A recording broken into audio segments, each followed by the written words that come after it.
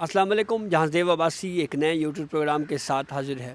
اسلام آباد high court میں ایک فل کورٹ اجلاس ہوا اور یہ فل کورٹ اجلاس چیف جسٹس اسلام آباد ہائی کورٹ سرفراز ڈوگر کی زیر صدارت ہوا.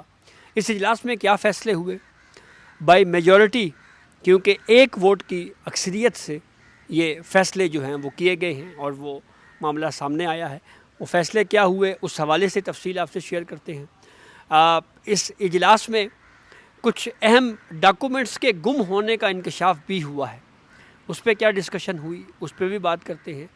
اختلافی رائے ججز کی جانب سے کیا دی گئی اس پہ بھی تفصیل سے آپ کو بتائیں گے. میجورٹی ایک ووٹ کی اگر تھی تو وہ ایک جج صاحب تھے کون جن کی وجہ سے جو ہے وہ جسٹس سرفراز ڈوگر صاحب بائی میجورٹی یہ فیصلے کرنے میں کامیاب ہوئے.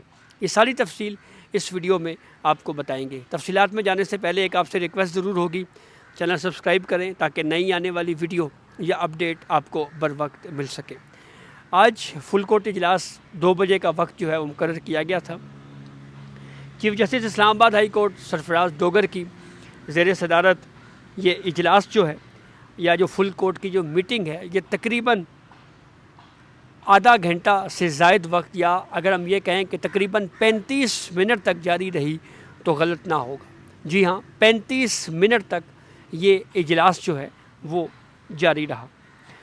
اس حوالے سے میں ایک ویڈیو میں آپ کو یہ بتا چکا ہوں کہ جسٹس سرفراز ڈوگر صاحب کو جو ہے وہ میجورٹی حاصل ہے.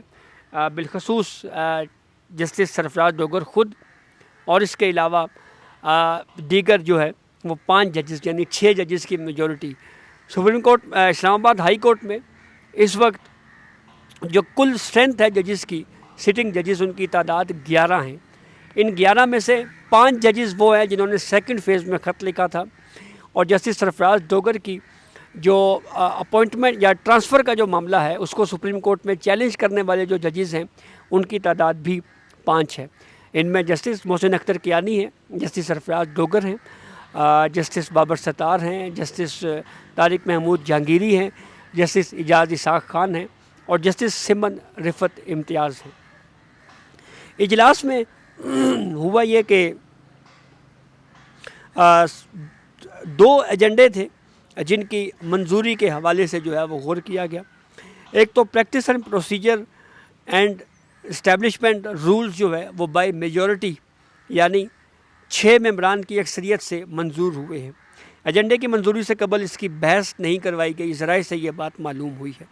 اب practice and procedure and establishment rules 6 جو ہے وہ 5 کی جو رولز جو ہیں وہ 6-5 کی اکثریت سے منظور کیے گئے ہیں. سب سے پہلے ان رولز کے حق میں ووٹ دینے والے جو ججز ہیں ان کے آپ کو نام بتاتے ہیں. ان میں جسٹس سرفراز ڈوگر ہیں جو ٹرانسفر ہو کر حال ہی میں اسلام آباد ہائی کورٹ آئے.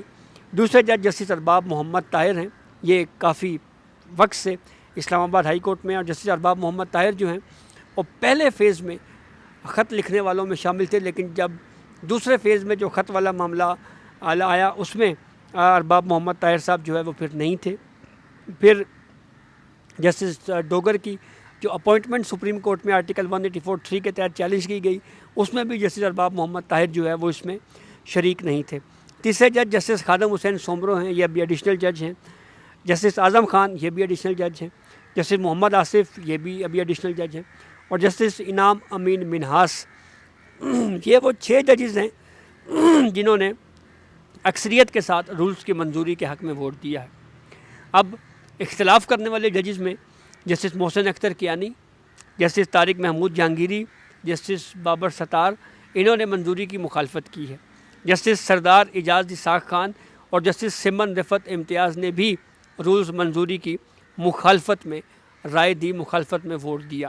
تو یوں 6-5 کی اکثریت سے یہ فیصلہ سامنے آیا ہے.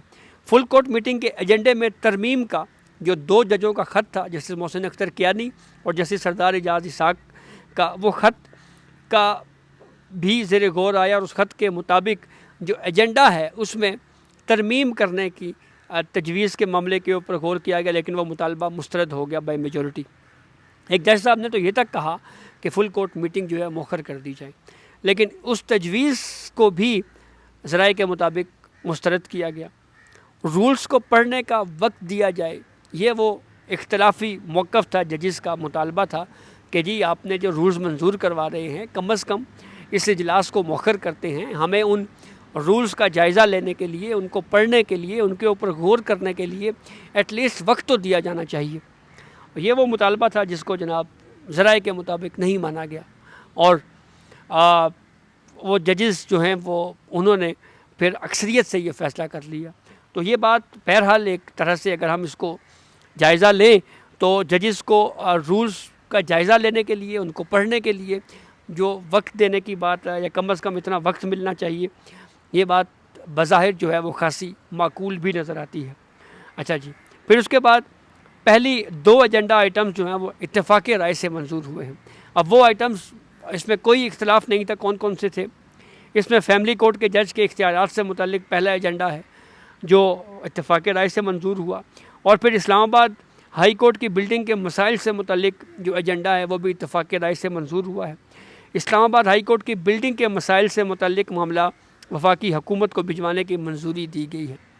جیسا کہ میں نے آپ کو بتایا کہ 35 منٹ کے دورانیے تک یہ فل کورٹ کا اجلاس جو ہے وہ جاری رہا ہے۔ وہیں پہ ذرائع یہ بھی کہہ رہے ہیں کہ جو خبریں اس وقت رپورٹ بھی ہو رہی ہیں کہ اسٹیبلشمنٹ سروس رولز میں ترمیم کا جو ابتدائی ڈرافٹ ہے وہ مبینہ طور کے اوپر گم ہونے کا انکشاف بھی ہوا ہے، اور رولز میں ترمیم سے متعلق ابتدائی ڈرافٹ لاپتہ ہونے کا معاملہ بھی میٹنگ میں اٹھایا گیا۔ ایک جج نے اس سے متعلق تحریری اختلافی نوٹ جو ہے وہ بھی بھجوایا ہے۔ تو یہ وہ انسائڈ سٹوری جناب فل کورٹ اجلاس کی، جس میں بائی میجورٹی یہ فیصلے کیے گئے۔ ایک بات جس کو جسٹس بابر ستار اور جسٹس اعجاز اسحاق صاحب نے اپنے 4 صفحاتی خط میں بھی اپریشیٹ کیا تھا کہ یہ خوشائند بات ہے کہ اجلاس بلایا گیا ہے، گو کہ دیر سے بلایا گیا لیکن بلایا تو گیا ہے، اور یہ ڈسکشن جو ہے اس میں یہ چیزیں بھی آنی چاہیے تھیں۔ تو اجلاس میں تمام ججز نے شرکت کی، 11 کے 11 ججز موجود تھے۔ یہ بھی ایک اچھی بات ہے کہ ڈسکشن کے لیے جو ہے یہ ججز جو ہے وہ موجود رہے۔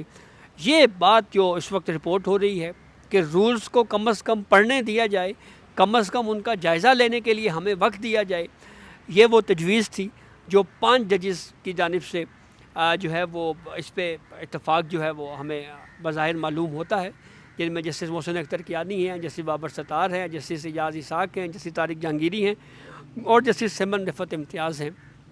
جبکہ ادھر بائی میجورٹی کیونکہ 6 ججز کی تھی تو اس لیے جو ہے وہ یہ فیصلہ ہو گیا۔ اب جسٹس سردار سرفراز ڈوگر صاحب کی جو میجورٹی ہے وہ ایک جج کے اوپر جو ہے وہ کھڑی ہے، یہ ہم نے اس وقت جو ہے وہ دیکھا ہے، اور وہ ارباب محمد طاہر صاحب جسٹس اور باقی جو اس وقت جو بعد میں جو اپوائنٹ ہونے والے ججز ہیں جن کے آپ نے نام جو ہے وہ میں نے آپ کے سامنے شیئر کیے ہیں۔ تو یہ ایک اجلاس جس میں کہ اندرونی کہانی، جس میں یہ اہم فیصلے ہوئے ہیں۔ اب یہ رولز پبلک ہوتے ہیں تو اس پہ دیکھنے والی بات ہے کہ اس میں کیا کہا گیا ہے، تو وہ معاملہ بھی خاصا اہمیت کا حامل ہوگا۔